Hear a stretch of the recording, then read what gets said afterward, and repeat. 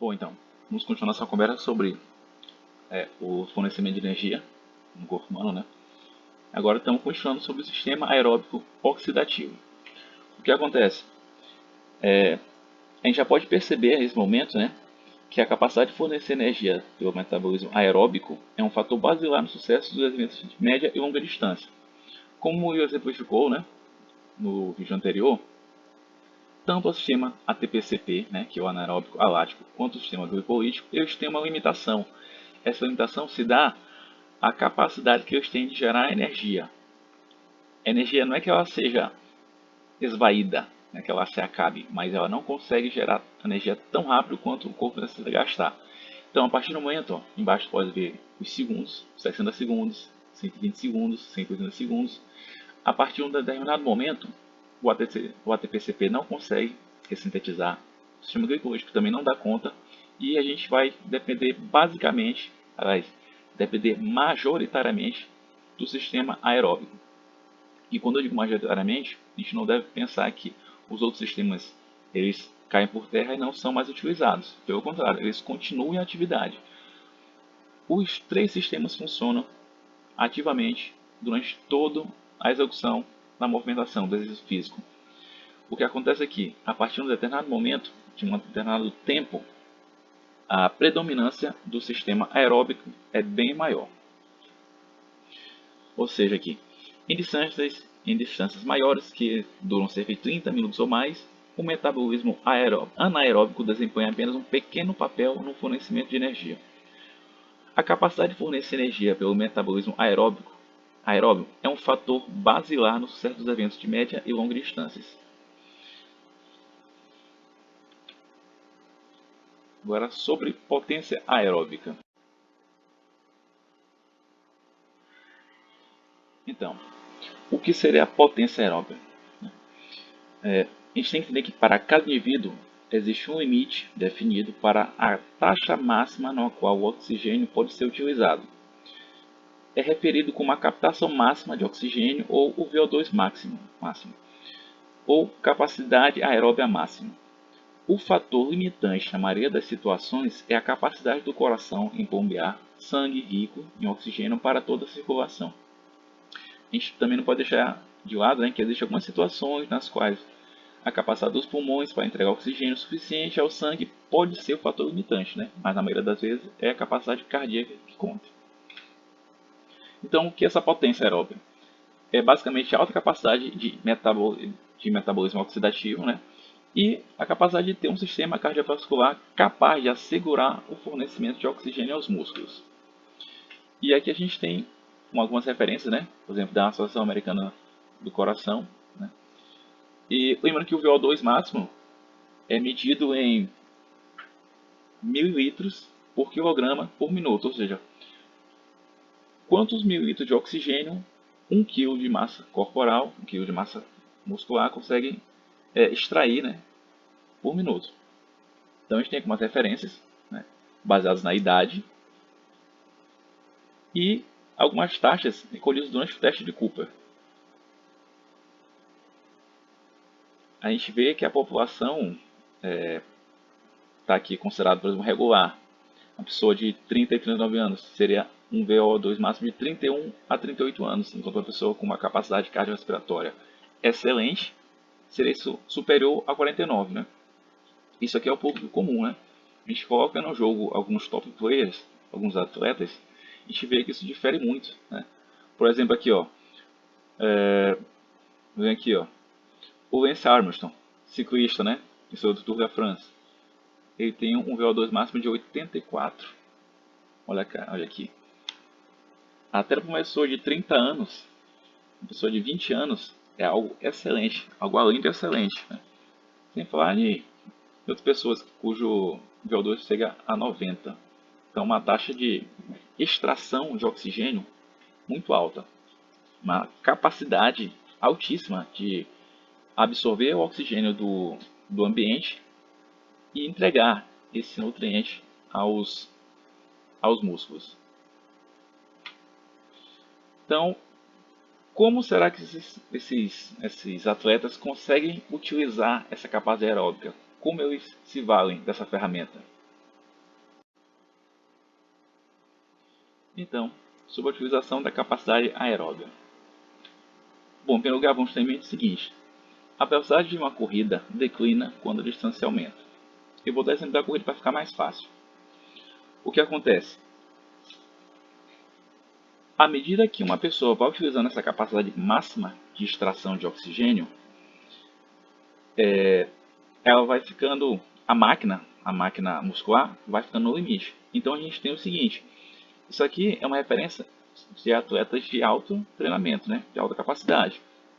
Por quanto tempo eles conseguiram manter a utilização do VO2 máximo deles, né?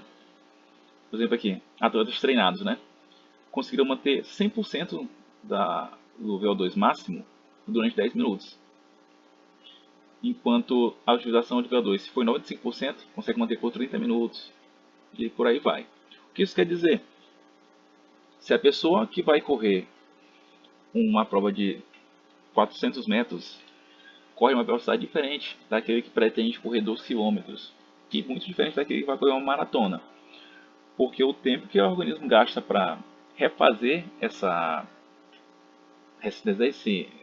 nutrientes ele tem que agir de acordo, né? Ou seja, não vai dar um sprint e esgotar todas as reservas em 2 minutos, sendo que a corrida vai demorar bem mais tempo que isso. E como a gente consegue fazer esse trabalho, né, essa força, exercício durante tanto tempo? Já que a gente consegue já perceber que a gente utiliza o ATP-CP nos primeiros segundos, o sistema glicolítico não vai durar muito mais do que isso também. E aí, a partir daí, qual combustível a gente vai utilizar? Né? A gente vai utilizar o lipídio como combustível. Mas por que o lipídio? Bom, em primeiro lugar, porque o organismo tem estoques relativamente grandes de lipídio, que é uma forma de armazenamento de energia altamente concentrada. O lipídio, proteína, glicídio e álcool, todos liberam energia quando oxidados, mas a quantidade por grama de combustível varia. E além disso, as células adiposas nas quais o lipídio é armazenado contém pouca água, enquanto o armazenamento de glicídio como glicogênio no músculo significa que 2 a 3 gramas de água são armazenados para cada grama de glicídio. Então a gente pode ver que isso torna o lipídio a forma bem mais eficiente de armazenamento de energia do que o glicídio, que é o carboidrato, né? Além disso, as proteínas podem sim ser degradadas para fornecer energia. Mas todas as proteínas do nosso corpo, elas têm papéis funcionais ou estruturais, né? Então, não há armazenamento de proteína que possa ser degradado, que possa ser deixado de lado, sem perda da capacidade funcional. Então, eu posso dizer, seguramente, que o lipídio é o único combustível que permite a nós, aos animais, mobilizar reservas energéticas muito grandes que possam manter por períodos prolongados de atividade. Ou seja, se eu degradasse o glicídio por um tempo X, ele vai acabar se esvaindo. Lembrando que a gente armazena como glicogênio, né? Mas ele vai ter um limite. E sem falar nisso, né? A forma como é condensado, né? 1 grama de carboidrato, seria aqui por grama, né? Teoricamente é 4 quilocalorias, o de proteína será 4 quilocalorias, enquanto o lipídio consegue gerar o lipídio tem 9 quilocalorias. Aqui eu não contei, né? Já que a gente não é muito... a gente não conta muito como um macronutriente, mas acaba existindo também o álcool, né? Os álcools em geral. E 1 grama de álcool teria algo em torno de 7 quilocalorias. Então, onde está esse lipídio que a gente vai queimar? A gente tem que ver onde ele se encontra, né? Então, cerca de 90% dos lipídios do organismo estão na forma de triglicerídeos armazenados em células adiposas. E uma parte importante dessa reserva é localizada nos músculos esqueléticos. Então, como a gente utiliza esse lipídio? Está disponível, a gente sabe onde ele está, sabe que ele tem que ser queimado, tem que ser hidrolisado. E como acontece esse processo?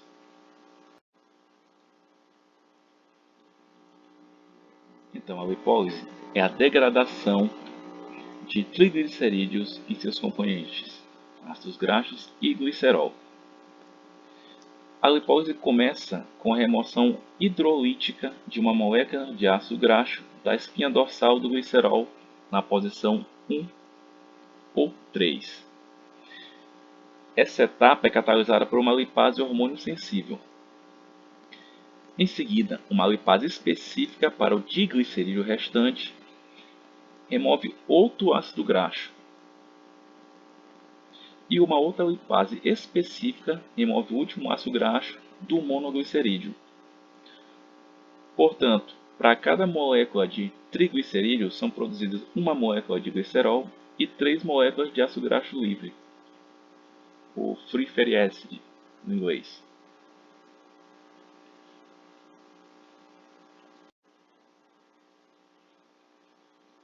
Então, o que acontece é que a taxa de lipólise e a de fluxo sanguíneo do tecido adiposo determinam a velocidade de entrada dos ácidos graxos livres na circulação. Além disso, o glicerol e os ácidos graxos saem das células adiposas, penetram na circulação, mas os ácidos graxos livres são muito pouco solúveis em água, e a maior parte deles no plasma é transportada ligada à proteína plasmática albumina.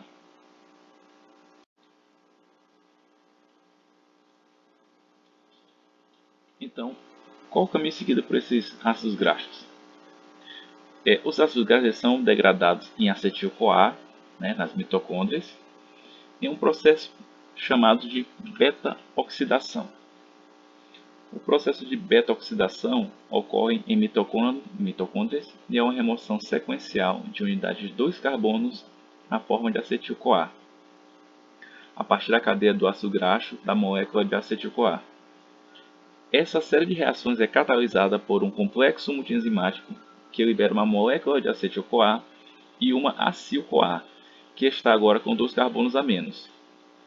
Essa acil-CoA pode agora repetir outro ciclo da beta-oxidação, enquanto a acetil-CoA formada pode penetrar no ciclo TCA, o ciclo do ácido cítrico, também conhecido como ciclo de Krebs.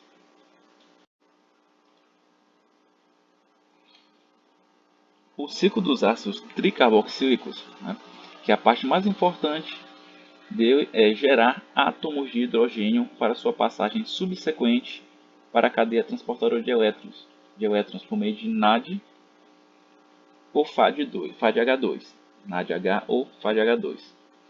O produto comum à degradação de glicídio e de lipídio é o acetil-CoA, Então ele é oxidado em CO2 no ciclo TCA, que ocorre na matriz mitocondrial.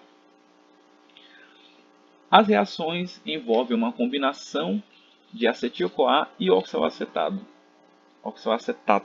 formando citrato, um ácido tricarboxílico de 6 carbonos. Uma série de reações leva à perda sequencial de átomos de hidrogênio e de gás carbônico, resultando na regeneração de oxaloacetato.